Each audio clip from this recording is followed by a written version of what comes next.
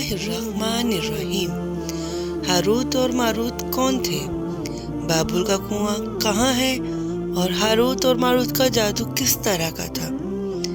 ये वो पुरस्कार सवालात हैं जिसके जवाब तो बहुत हैं और लिखने वालों ने भी बहुत कुछ लिखा है, लेकिन इन किस्से कहानियों में हकीकत को तलाश करना गहरे समुंदर से मोतियां निकालने के बराबर है। हारूत और मारूत के मुतालिक बुनियादी तौर पर दो तरह की रवायात मिलती हैं। एक वो जो कुरान और हदीस और तामील के अखबार में मौजूद है, और दूसरी वो जो तौरात और अंजील और इसराइली रवायतों में आती हैं, जबकि इन इसराइली रवायतों को बेशतर उलमा और मुअर्रिखीन की तायीद की है। इस वीडियो में हम दोनों तरह की रवायतों और वाक़यात को मुकम्मल पेश करेंगे। रवायतों के मुताबिक हज़रत इदरीस अलैहिस्सलाम के ज़माने में एक दफ़ा आसमान और ज़मीन के दरमियान पर्दों को हटा दिया गया।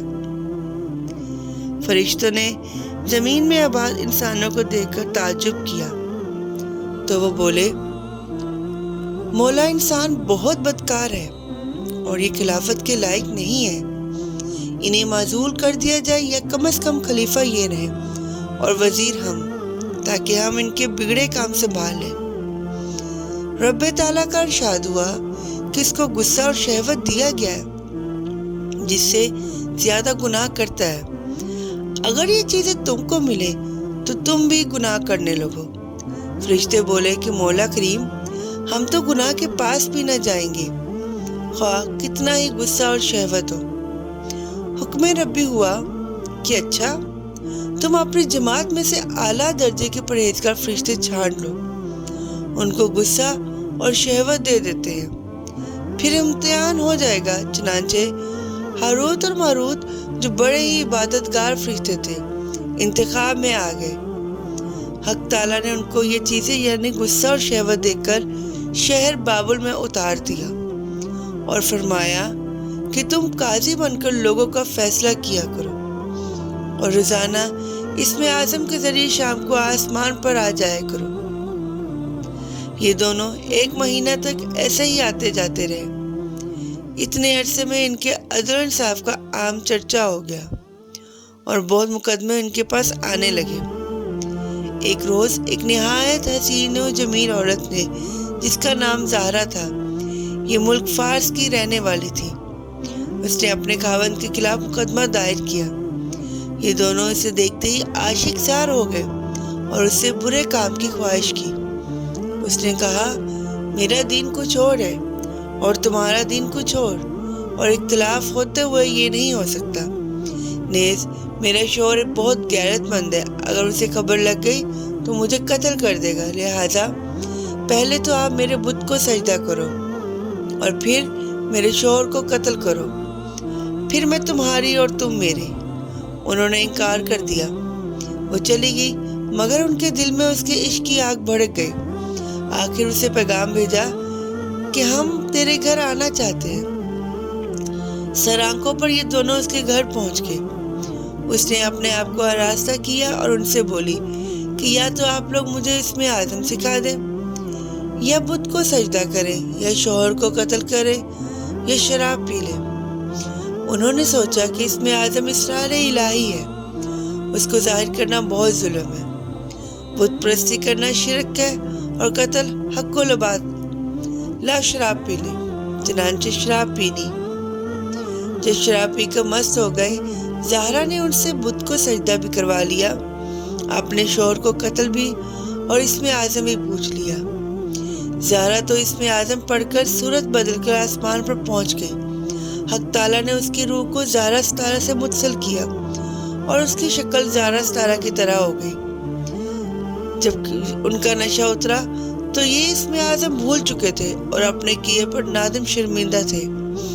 हक ताला ने फरिश्तों से फरमाया कि इंसान मेरा तजल्ली से दूर रहता है। ये दोनों शाम को हाजिर बारीगाह में होते थे, फिर भी शहवत से मगलूब होकर सब कुछ कर बैठे। अगर इंसान से गुनाह सरजद हो तो क्या ताज्जुब है। तमाम फरिश्तों ने अपनी खता का इकरार किया और ज़मीन वालों पर बजाय ऐलान तन करने के उनके लिए दुआएं मगफिरत करने लगे। پھر یہ دونوں حضرت ادریس علیہ السلام کی بارگاہ میں حاضر ہوئے اور شفاعت کے طالب ہوئے۔ آپ نے ان کے حق میں دعائے مغفرت کی۔ بہت روز کے بعد حکم الہی آیا کہ ان کو اختیار دیجیے کہ یا تو دنیاوی عذاب قبول کر لے یا آخرت کا۔ حضرت ادریس علیہ السلام نے انہیں حکم الہی پہنچایا۔ انہوں نے عرض کیا کہ یا نبی، دنیا کا عذاب فانی اور آخرت کا عذاب عبدالآباد تک باقی رہے گا۔ ہم کو دنیاوی عذاب منظور ہے۔ چنانچہ حق تعالیٰ نے فرشتوں کو حکم دیا کہ ان دونوں کو لوہوں کی زنجیروں میں جکڑ کر بابل کے کنویں میں اوندا لٹکا دیں۔ اس کنویں میں آگ بھڑک رہی ہے اور یہ لٹکے ہوئے ہیں۔ فرشتے باری باری سے ہر وقت ان کو کوڑے مارتے ہیں۔ سخت پیاس سے ان کی زبانیں باہر لٹکی ہوئی ہیں۔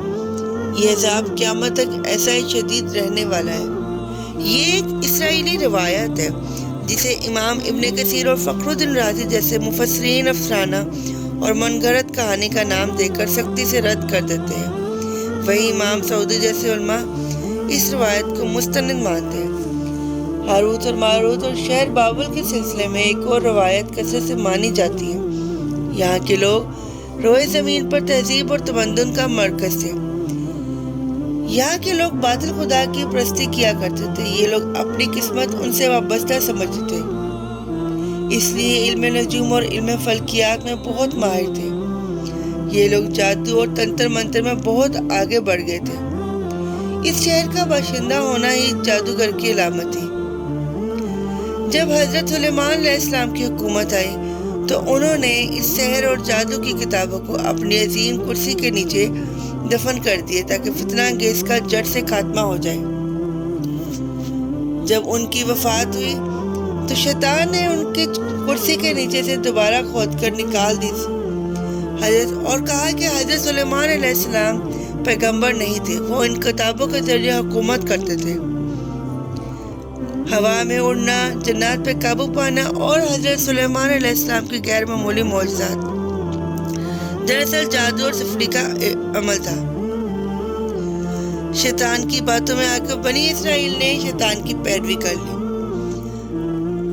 اور حضرت سلیمان علیہ السلام پر الزامات لگا دیا۔ اللہ نے حضرت سلیمان علیہ السلام پر لگائے گئے الزام اور تہمت پر نفی کرتے ہوئے سورۃ بقرہ میں فرمایا ہے، جس کا ترجمہ کو یوں ہے، اور انہوں نے اس چیز کی پیروی کی جو شیطان سلیمان علیہ السلام کی بادشاہت کے وقت پڑھتے تھے، اور سلیمان علیہ السلام نے کفر نہیں کیا تھا لیکن شیطانوں نے کیا تھا۔ لوگوں کو جادو سکھاتے تھے اور اس چیز کی بھی جو شہر بابل میں ہاروت اور ماروت دو فرشتوں پر اتارا گیا تھا، اور وہ کسی کو نہ سکھاتے تھے جب تک یہ نہ کہہ دیتے ہم تو صرف آزمائش کے لیے، تو کافر نہ بن۔ لہٰذا جب یہ سحر کا عمل بابل میں عام ہو گیا اور لوگوں کے لیے تکلیف کا باعث بن گیا تو اللہ نے دو فرشتوں کو انسانی صورت میں مامور کیا کہ وہ جادو سے باطل کرنے کا طریقہ لوگوں کو سکھائے تاکہ لوگ ان کے شر سے بچ جائیں۔ وہ فرشتے ان کو منع کرتے اور کہتے کہ تمہارے لیے یہ آزمائش ہے، پھر بھی وہ لوگ ایسے کاموں میں پڑ گئے۔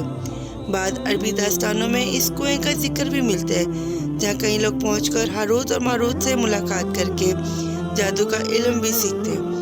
بہرحال اس واقعے سے یہ سبق ملتا ہے کہ جادو ایک شرکیہ عمل ہے، بشرطیکہ اس کا استعمال فساد اور شر پسندی کے خاتمے کے لیے کیا جائے۔